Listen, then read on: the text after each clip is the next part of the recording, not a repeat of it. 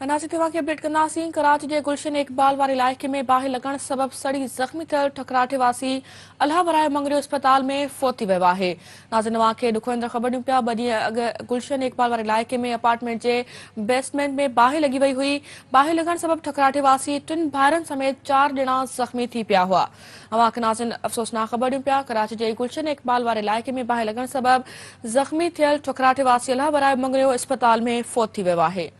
2 ॾींहं अॻु गुलशन इकबाल वारे इलाइक़े में अपार्टमेंट जे बेसमेंट में बाहि लॻी वई हुई।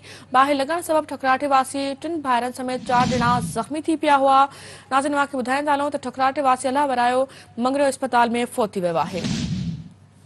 कराची जे गुलशन इकबाल वारे इलाइक़े में बाहि लॻण सबबि सड़ी ज़ख़्मी थियल ठकराठे वासी अलाह वराए मंगरियो अस्पताल में फोत थी वियो आहे।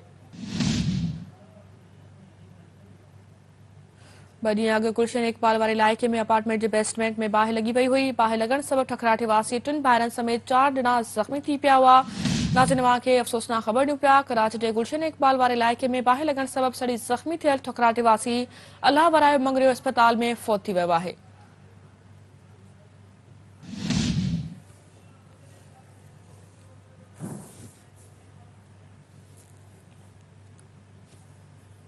नाज़िर तव्हां खे आगाही ॾियूं पिया अहम ख़बर खां। कराची जे गुलशन इकबाल वारे इलाइक़े में बाहि लॻण सबबि सड़ी ज़ख़्मी थियल ठकराठे वासी अलाह वराए मंगरियो अस्पताल में फोत थी वियो आहे।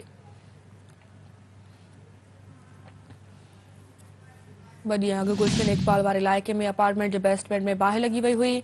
बाहि लॻण सबबि ठकराठे वासी 3 भाइरनि समेत 4 ॼणा ज़ख़्मी थी पिया हुआ।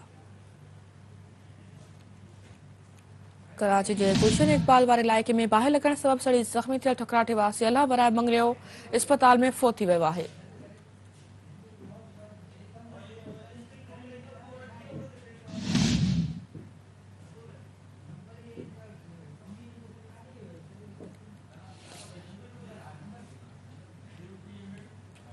नाज़िर तव्हां खे अहम ख़बर ॾियूं पिया। कराची जे गुलशन इकबाल वारे इलाइक़े में बाहि लॻण सबबि सड़ी ज़ख़्मी थियल ठकराठे वासी अलाह वराए मंगरियो अस्पताल में फोत थी वियो आहे। 2 ॾींहं अॻु गुलशन इकबाल वारे इलाइक़े में अपार्टमेंट जे बेसमेंट में बाहि लॻी हुई। बाहि लॻण सबबि ठकराठे वासी 3 भाइरनि समेत 4 ॼणा ज़ख़्मी थी पिया हुआ। कराची जे गुलशन इकबाल वारे इलाइक़े में बाहि लॻण सबबि सड़ी ज़ख़्मी थियल ठकराठे वासी अलाह वराए मंगरियो अस्पताल में फोत थी वियो आहे।